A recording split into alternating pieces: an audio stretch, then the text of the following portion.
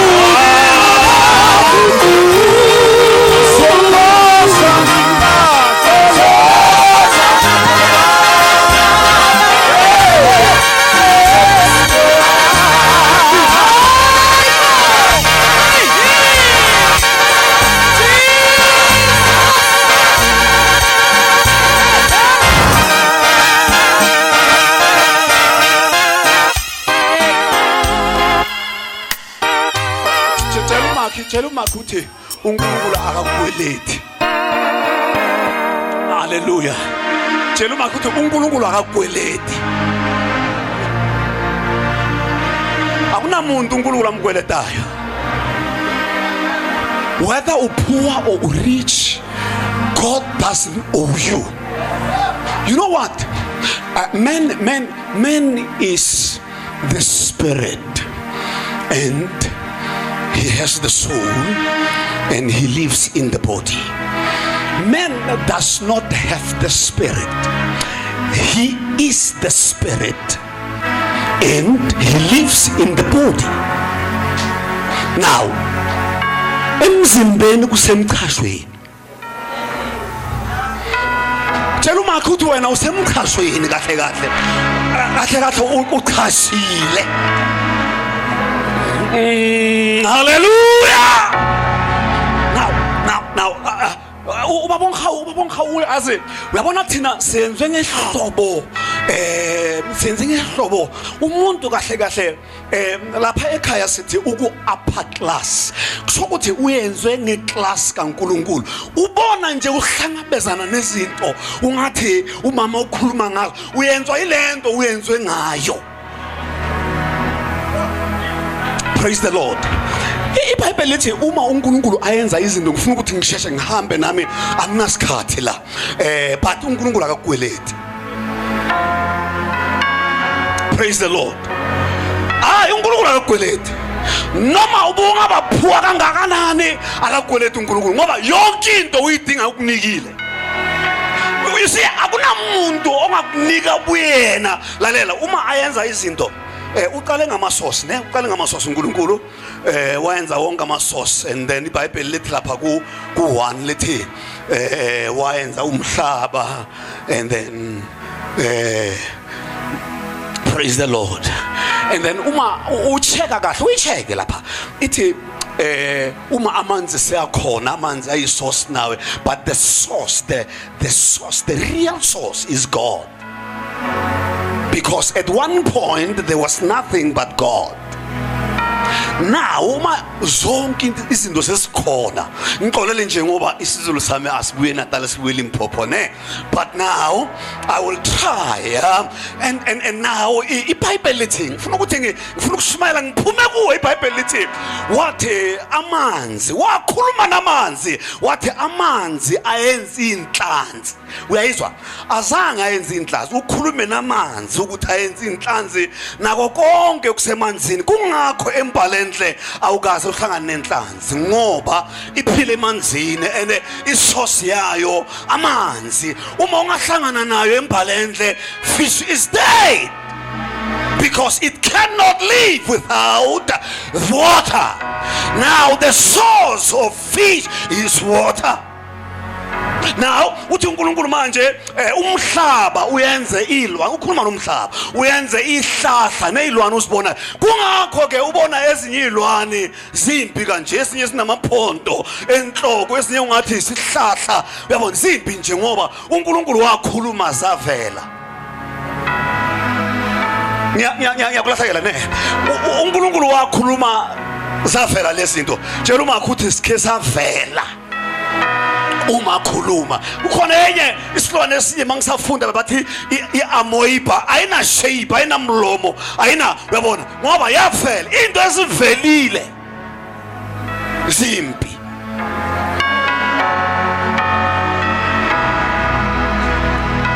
Hallelujah.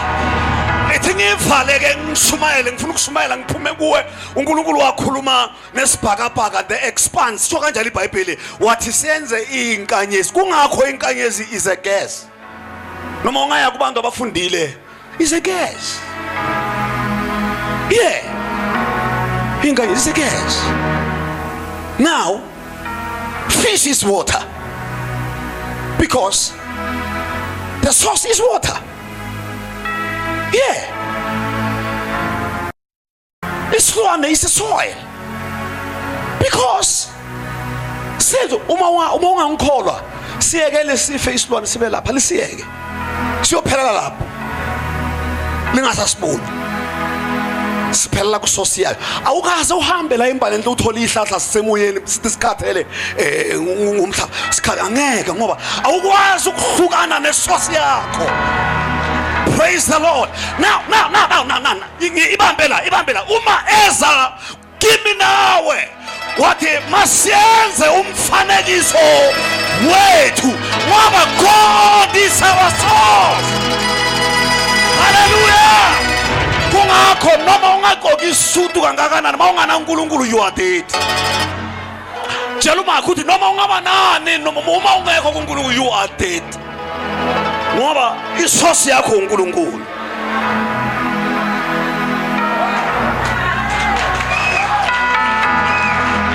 Hallelujah. Kungakho ngithi senzwe ngeclass eliphezulu sibhilonga ku upper class thina ngakho uthi ugqoka isuthu nje usashumayela ula kufika ipheshana mfundisi ucabanga ukuthi lesimemezela bathi no uzomemezela mfundisi after church hayi uthi ulifunda la usesemoyeni bathi lesuthu leminikelo liyakufanela baba mara ngoba upper class mele uzama ukusibamba ungabose ukhipha usefu uthi ulibona nje ipheshana lethi lesudi leminikelo liyakufanela mfundisi hawu no siyawathola amapheshana umangalo abakithi abantu banochuku ngathi ngicela ukushumayela mfundisi ngifuna ukushumayela ngiphume kini ngathi ngicela ukushumayela kahle shumayela kahle abantu banqoma ucaba ukuthi wonke umuntu uzoncoma bancoma abantu bathi siyabonga imbuselelo ingaka emncwabeni kwababusisi abayifu na umfana wami beka khona angikhuluma manje na umfana wami beka khona kwababusisi bazo omunye usisi omuhle hawu bakithi ungasho ukuthi umbone kanjani namehlo bakithi ngambona lo sisi muhle manje glory to God wathi nomfundisi ngicela ukukhuluma la ahamba nabayi3 manje nami ngihamba negeng yami ngiyasondela wow ngasondela uyazi mawe expect ukuthi uzonconywa mntana sekhaya bengithi ngiyonconywa njengabanye vele kuyanconywa la manje lo sisi lo wathi kimi mfundisi sikhona izinto ngifuna ukutshela zithuphe wathi uyanginyanyisa 1 2 ngiyakuzonda omunye umoya ngoba noma umfundisi we ufike lo omunye umoya wathi mrahe manje mrahe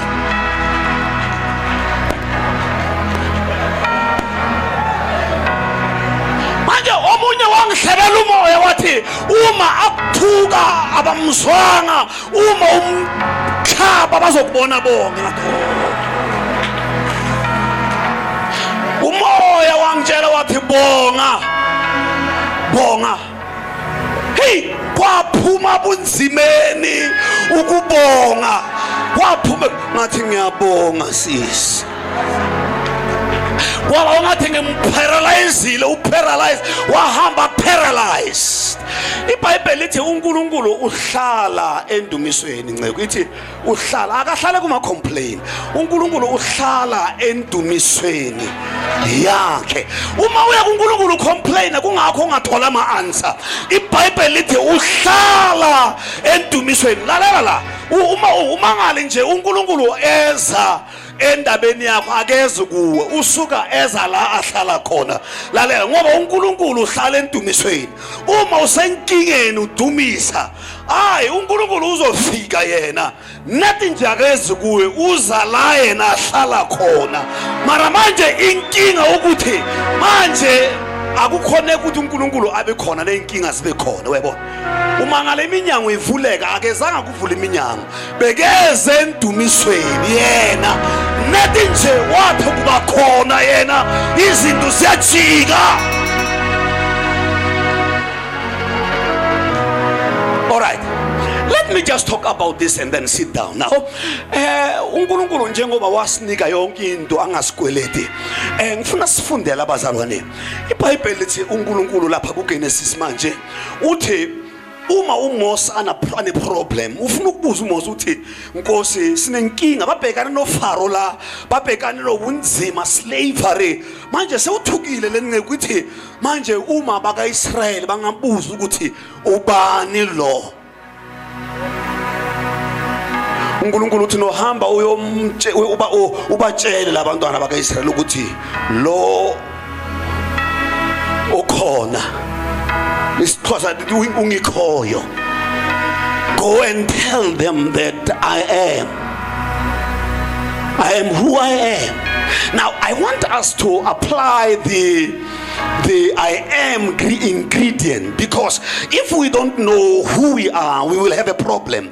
uNkulunkulu akakweleti mzantana sekhaya uthi uNkulunkulu manje masifunde masinyana nje ngifuna ukuthi ngiphume yini nje ngihlale phansi understand nje ukuthi uNkulunkulu akakweleti. Kunabantu wabona mfowethu ukhulume enye into la ukuthi akana business lokukhala izinto zabantu ngoba uNkulunkulu umnikeze konke. Uyabona umuntu oshadayo ngihawu, umuntu oshadayo ne ilo okhe wacabanga umfazi.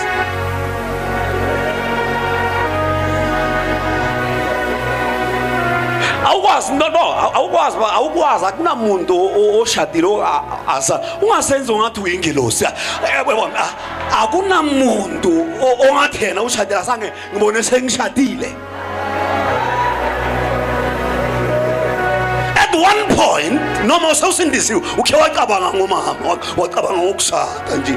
That's why ushadile. Umuntu ongeke acabanga ngendlu ngeke abe nayo. Never, you will never ever have a house if azange ucabange ngayo.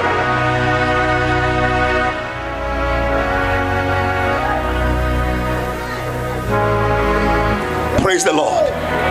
Now lento uyifunayo ucabanga ngayo, mase ucabange ngayo ukhuluma ngayo, mase ukhuluma ngayo kuba ungathi uyahlanya, ukhuluma ngayo bangakayibona, ukhuluma ngayo ize ibonakala.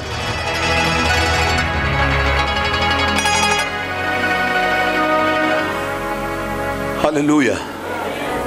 Tell uma ukuthi watch your mouth. Ngoba lento uyikhuluma inamandla. iBhayibheli lithi la ku I am masifunde masinyana bazalwane, sengihlala phansi dokotela sengicedile. Ufuna ayina outland I am. Namhlanje siqonde nje ngihlale phansi I am ingredient, the I am factor. Now, and then it's chapter 3 now, verse 14, if we are Bible readers. And then ngivela umuntu ofunda isiZulu, not ofunda Incwadi ka-Exodus chapter 3, yes, verse 14. Yes. uNkulunkulu wathi kuMose, nginguye enginguye. Yes. Wathi uzakusho njalo kubantwana bakwa-Israyeli. Hallelujah. Uthi ngikhona ungithumile. Yes. uNkulunkulu wathi futhi kuMose. 15 Lord. Yebo. Yes, ma'am. uNkulunkulu wathi futhi kuMose, uzakusho njalo kubantwana bakwa-Israyeli. Uthi uJehova uNkulunkulu wawoyihlo, uNkulunkulu ka-Abrahama, noNkulunkulu ka-Isaka, noNkulunkulu kaJakobe, ungithumile kini. Yileli eligama lami kuze kube phakade.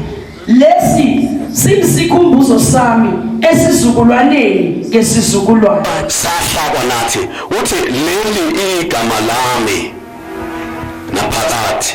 Kusho ukuthi generation to generation he is I am. Now the I am now, the I am, we have to be careful because every time, let the weak say, I am strong. Now, it's oxymoronic and it's so paradoxical because, I mean, if you are weak, you are weak.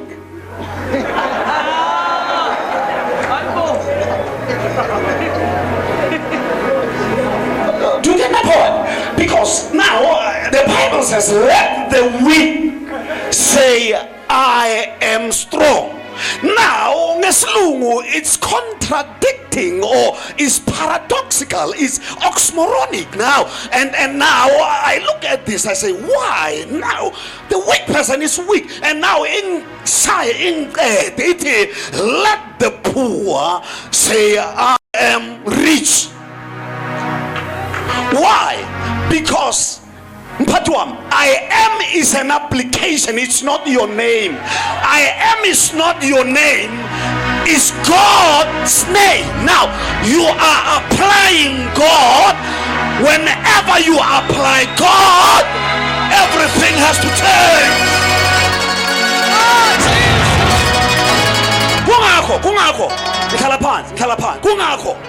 You must never ever end wokuthi uyazi ngiphuwa amadimoni onke obuphuba poverty mela yobizana eze kuwe ngoba usebenzisa application wrong.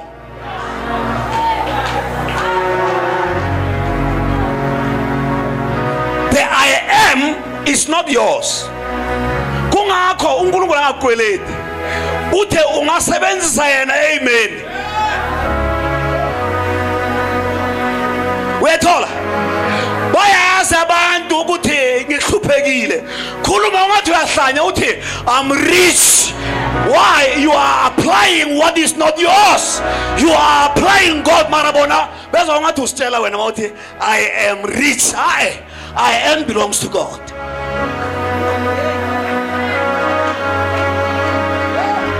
Hallelujah. Say I'm rich.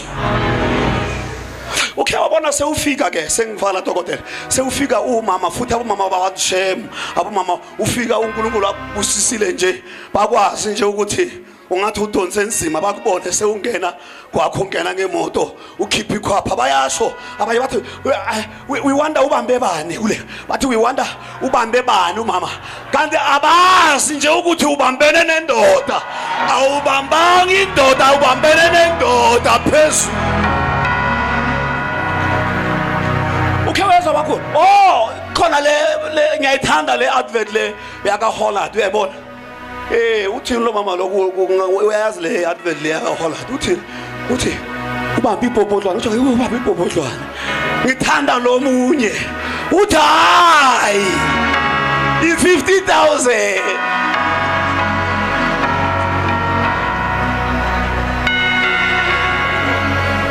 ngoba abantu banenkinga ye manifestation and revelation. Now you see manifestation ithi uhamba ngemoto and then bayakwazi uhluphekile umama vele ubustrugglisha sebakubona uhamba ke imanifestation. Now sebayajudge ukuthi khona indoda efayo somewhere kusho ukuthi kaSipedi ba ro swere lebana uhluba lebana banakana ro uhluba lebana. Hayi problem kuri abana revelation bana le manifestation mara awabi revelation right mudimu bereka le yena mtho.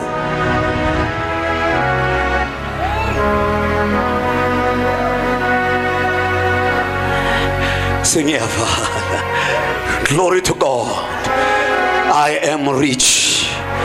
Hallelujah. I'm strong. Because every now and then kungakho dokotela udokotela lapha wangitshela ukuthi nginokugula la kimi. No mele ngisho ubufakazi lento I iyasebenza phela. Wathi udokotela lo nginokugula emzimbeni ngihamba nonkosikazi wami sasithola incwadi ukuthi bathi nginokugula bathi is terminal. You see ngathi ngingena ngisebenza lapha manje ngisebenza neinsipho lapha sebenza ngama chemical. Nawo ngathi ngingena bathi senza routine check. I routine check is just a routine check. Mangena lapha manje lo mama lo uyangibamba ke ngibanjwa umama wami sewuthi kiba hayi no sewuyagula. Hawu sengiyagula. Bamba la lo mama lo uthi kunento la. Ngangena ngiphilisaka. Ngangena ngigijima. Ngangena ngiride. So uyangibamba manje sewuthi la kunesindo kunento la hawu pheba kithi mangiphuma lapha ngifuna ubona amandla uma ngiphuma lapha kwabe ungathi ngingathola imoto engilayishe ngihambe ngoba ngitsheliwe ukuthi ngiyagula and manje lento sengiyisebenza engqondweni yami ngezwa nginama abdominal pain ngezwa ungathi ngashayisa manje ngendlini. Mangifika endlini ke ngitshela umama sewungathi manje sengibona nomncwabo.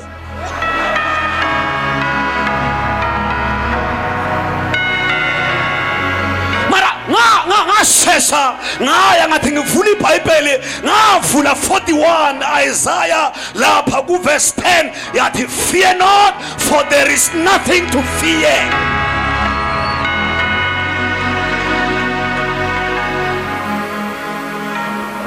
Ungithatha inyanga yonke ukuceda ama abdominal pain. Why lento izovuka masengitshelwa mawuyicabanga wena. Why lento ivuka masengitshelwa ngiyengaguli. Abanye benu lithemba imedical bazokuhlinza mntana sekhaya.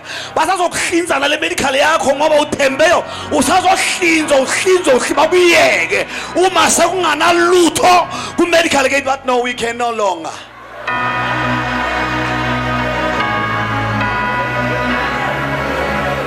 Funda funda manje ukuthi who has believed our report. Funda manje ukuthi yakabani report le uyikholwayo.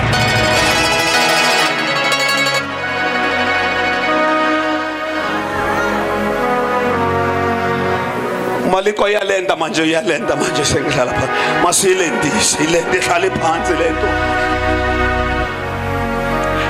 No, ukuthi every now and then you say I am. It's not, it's an application. You are applying somebody. It's like a traffic copper. Noma a traffic copper bekungaba o traffic officer. Noma bekungaba umama ondile. Uyangizwa ne?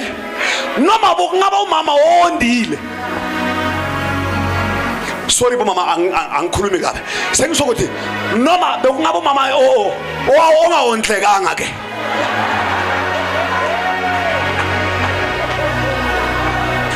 Now, uma ayoma endleleni akusese uye, is an application. Akusana ndaba nokonda kwakhe, kusebenza application. Lalela, unesibindi sokuma iza i-truck, horse and train bihamba 120 mele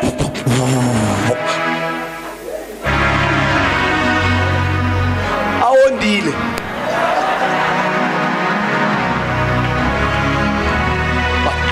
Change down, because the power is what she applies. Apply amandla wombuso. Uma lo ama akabona umuntu ondile, ubona umuso phakathi kwalo muntu ondile. Uthola umuso. Mele utshela amadimoni uthi ngithola umuso. Mele ubheka nalento obhekane nayo uthi ngithola umuso.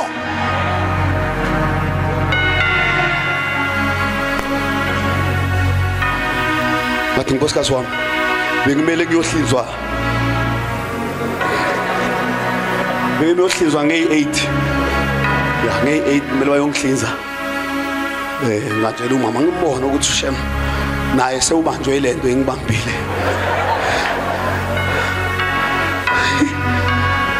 Ngathi no asiye mama ngikhaphe. Abe anganankani Shem ngikhaphe mama. Siye nje masifika. Sifike eminyango. Ungachazwa ukuthi ihleni uthi bazokuhlinza khona. Ngathi ngingena lapha usebenza umama we-India lapha ngathi no ngize wathi oh Mr.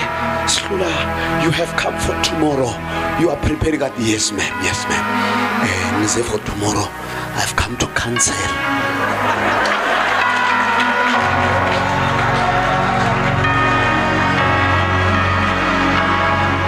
What I no, mele ube ne second opinion. Ngati already I have second opinion. What utokuthabani ngati uthi, which report have you believed? Ngati ile yakadokotela lo wakho or yakhe. Manje mama ngicela ucancel. Cancela manje. Wa cancela ngajika. Kungakho ngibona ngidla namhlanje. I'm alright. No abdominal pain, nothing, because I've got an application. uNkulunkulu akakweleta. Tshela uma ukuthi awukweletwa. Njengoba ulwa kangaka ushisa amakliniki, ushisa kukhona abantu ngiyabamangalela ababa umuntu ashisa ikliniki akanayo ikliniki, ushisa ikliniki ufuna ayenze lizilalela. Kukhona into la kuwe, apply le kuwe. uNkulunkulu akakweleta. Praise the Lord. Go and apply. uNkulunkulu usinikeze ukuthi sifane naye. Uma sewukhohlwa le utheke sewungakhuluma uthi I am rich. Noma abantu bakubuka babona ngathi awukho rich, say it.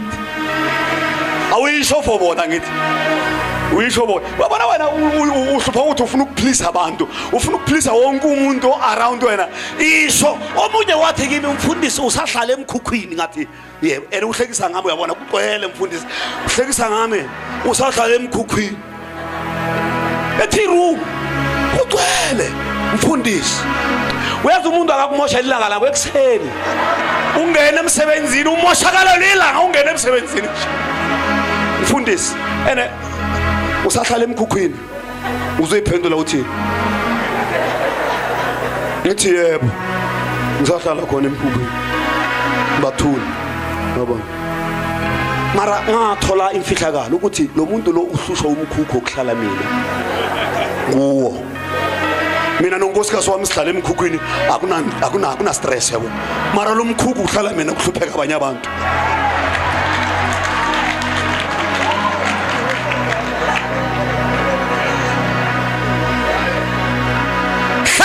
uNkulunkulu mntana sekhaya bengisabashumayela le message ngithi it seemed all hope is gone, but hlala kuNkulunkulu. ihope kungabonakali lutho, hlala kuNkulunkulu. Mangivale ngalo mntwana, when all hope is gone, uthi uPaul mawungafunda kuzenzo 27 from 20 of 19 wehle uthi our hope was taken away. Kukhona isikhathi la ihope ingekho.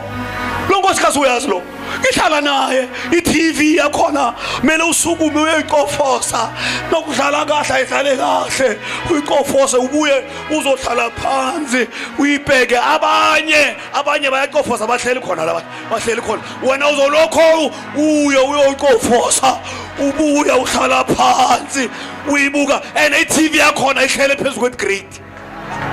Uyakholwa njalo ihleli phezulu kwegrate lecoke nethi nje ukuthi kubukeke silivale indwangu emhlophe. Ulokho ukholwa ihope ubonakala ingekho. Hlala enkosini ngoba into zakho asibuye somewhere sithwelwe uwe. Indlu lenginayo beyilokho ila, imoto lengidriver beyilokho ikhona ila. Tshela uma ukuthi into zami uzila, into zami zila. Bona indlu yakho ila. Unkosikazi wakho ula, umyeni wakho ula. Abanye mawukhuluma kanje kuba ngathi ukhuluma nezono, ngathi bona abafuni amakhosikazi, abafuni ngithi inkosikazi yakho ila, ngithi umyeni wakho ula. Ungamfuni ndawo, mfune la, ubiza uNkulunkulu. ihope ungathi ayikho, wena hlala kuye. Lizovela ilanga lakho. Uma livela manje selivelile ilanga lami, selivelile. Uyasho lo baba lo ethi room ngizobathi uhlale vele gedacht. Ngithi hawu bakithi mara lo muntu ungizwani lo. Ngithi mhlambe uzoncoma manje zaphela imali zabantu. Ubujabula ngisemkhukhini, mfundisi uhlala emkhukhini.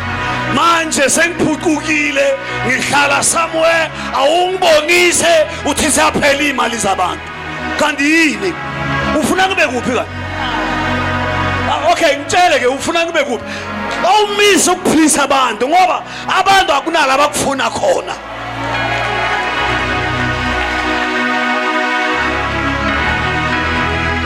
Mayilende sayilendisa ku incekwini yethu, sayilendisa lenqola. Mayilende inceku yami inqola, mayilende say.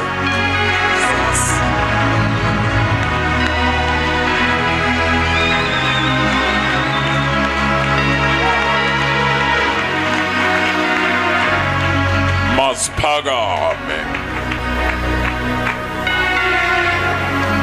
Jesus is mine.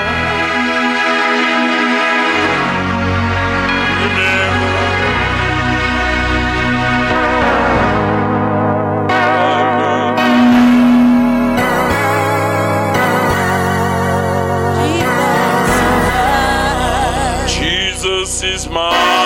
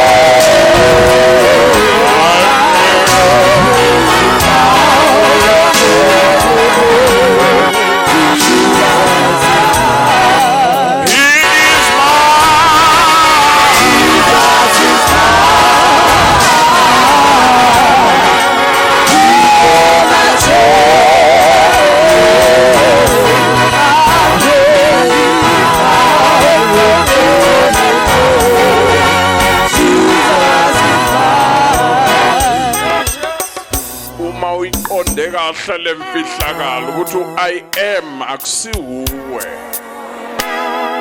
uye ekuwe muyiqonde kahle leyo mfihlakalo ngicela uzoma nami la kule ndawo uthi is mine akunandaba ungathi kumpunga endleleni yakho kodwa nawuqonda lemfihlakalo ukuthi uye ogimi yekela lokumpunga yekela lezinto ngathi ziyabheda confessa lokho kula kuwe naloko ngathi awukakubambi sokubambile ngoba ulanga kuwe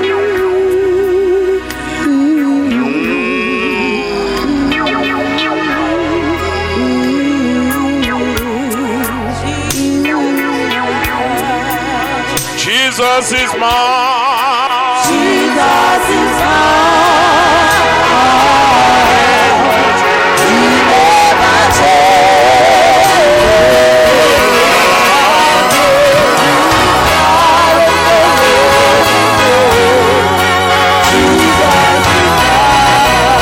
Jesus is mine. Jesus is mine.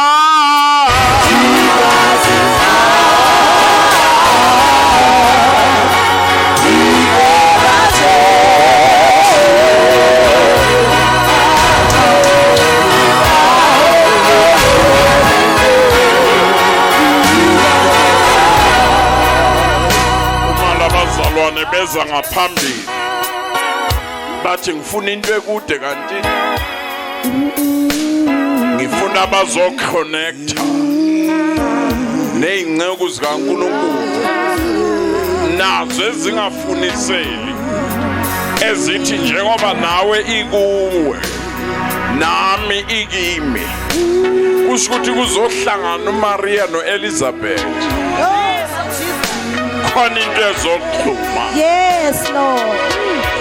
Nangibiza abanjalo angibiza abafuna isitshe kumnyameni. Yes. Ngifuna bayikhomba ngaphakathi. Yeah, my God. Bazoyikhuma nale yakho. Bese kudaleka into ngaphakathi. Oh my God, Jesus. Bazoma lami la. Ingcebo senkosi. I praise you now.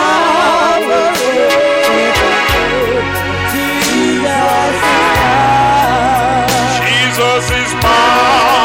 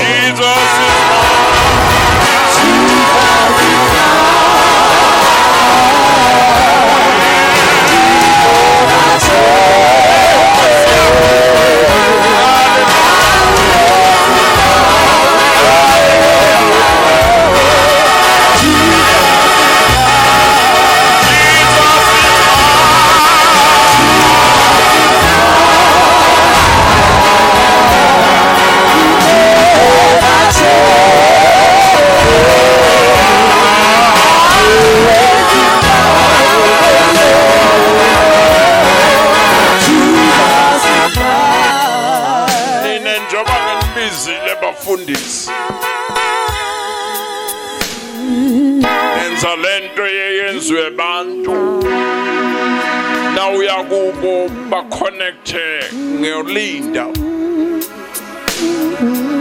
ulinda besekhwapheni okanye yini le ndawo njengoba usibona la simendaweni kalinda thina connecta kithi ngoba nathi siconnecte kuye nalela kuwe ila kuwe kukhona ezoqhuma nakanjani sihlula uma ngabe bekade ikhulunywa izinto nami bengizake ngikhuluma ezami engithe ngiconnecta ngambona uJehova ukuthi kanti uyakwazi ukuthathana la akubeke la yena athanda ukubeka Jesus. Oh my God. yazini sisi njengoba sowukhona la ayifani neyayizoli altar call le kodwa uzoconnect inyembezi zakho phakamisa izandla zakho esikhathi wena uphakamisile nebafundisi la sizophakamisa izandla. Thank you, Holy Spirit.